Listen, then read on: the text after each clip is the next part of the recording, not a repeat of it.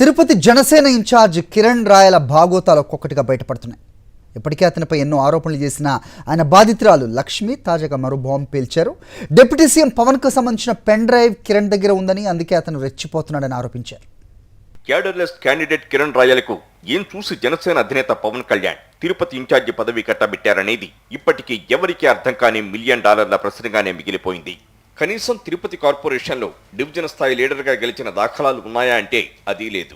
Broker పనులు చేస్తూ Janasena party అధినేత పవన్ కళ్యాణ్కు అత్యంత సన్నిహితుడిగా ముద్ర వేయించుకున్నాడు. దీనికి ప్రతిఫలంగా చేసిన పనుల చిట్టా అంతా పెన్ డ్రైవ్ లో ఉందంటూ కిరణ్ పదే పదే తనకు చెప్పేవాడని బాంబు పేల్చింది బాధితురాలు లక్ష్మి. పవన్ కళ్యాణ్ బ్లాక్ మెయిల్ చేయగలిగిన తనకు మీరెంత అనేవాడన్నారు. నేను ఏ పార్టీ సంబంధించినను కాదు, నా దగ్గర ఆయనకి సంబంధించిన పెన్ డ్రైవ్ ఉంది, ఆయనకి సంబంధించిన డీటెయిల్స్ నా దగ్గర ఉన్నాయి. నేను చంద్రబాబు నాయుడు తిట్టచ్చు, జగన్మోహన్ రెడ్డిని తిట్టచ్చు, ఇంకొకరిని తిట్టచ్చు, నన్ను ఏమి అన్నాడు అనే ధీమా అతను నాతో ఎన్నోసార్లు చెప్పాడు. నా వెనకాల ఆయన ఉన్నాడు.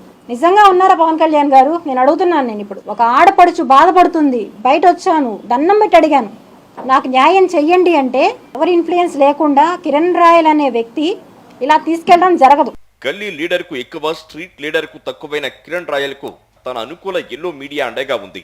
మాట్లాడితే వైఎస్ఆర్ కాంగ్రెస్ పార్టీ నాయకుల్ని, మంత్రుల్ని, ఎమ్మెల్యేలను విమర్శిస్తూ వార్తల్లో వ్యక్తిగా చలామణి అవుతూ వస్తున్నాడు. అమ్మాయిలను ట్రాప్ చేసి బెదిరింపులకు పాల్పడటం, తిరుమల శ్రీవారి దర్శనం టికెట్లు బ్లాక్ లో అమ్ముకోవడం కిరణ్ రాయల్ పని అని ఆరోపించారు లక్ష్మి. ఎంతో మంది జీవితాలతో ఆడుకున్నారని వెల్లడించారు. కిరణ్ నిజ స్వరూపం జనసేన పార్టీ పెద్దలకు తెలుస్తోందన్నారు.